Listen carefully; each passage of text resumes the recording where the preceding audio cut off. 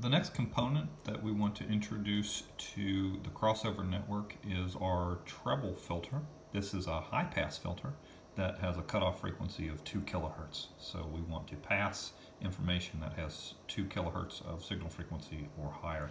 To do that, we have a series capacitor right there. That's my 220 nanofarad capacitor, and hiding behind it is a 330 ohm resistor that has been shunted to ground.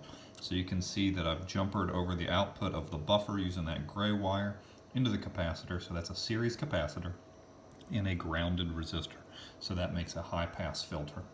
To test filters, what we want to do is be able to control the input frequency of the voltage signal. So what I'm doing is I am using this Agilent function generator. So I have configured the function generator to produce a output signal of 2 kilohertz, and that has been configured to 100 millivolts RMS. And so I am showing that on the oscilloscope over here. You can see that I've turned on some measurement features of the oscilloscope.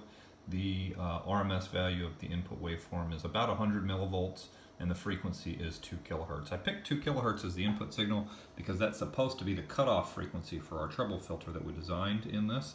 And if you remember, the cutoff frequency means that the signal is reduced by 3 dB. We say that it has minus 3 dB attenuation at the cutoff frequency. In a voltage calculation, that's 0.7.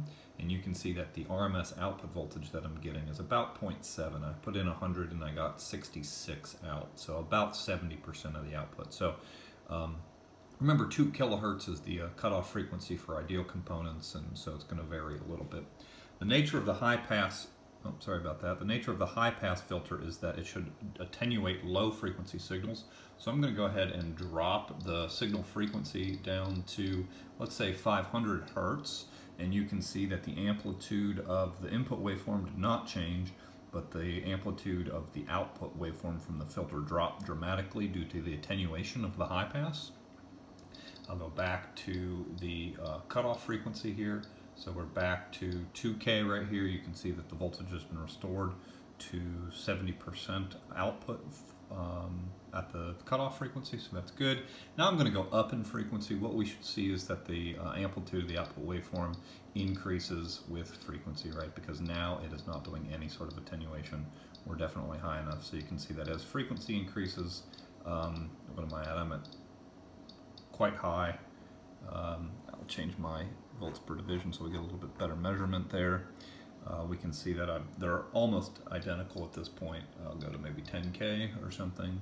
We can see, at 12K, basically there's no attenuation whatsoever. And I'm going up now, you can see by 1 kilohertz at a time, and the voltage magnitude is not appreciably changing. So we've got a functional high pass filter.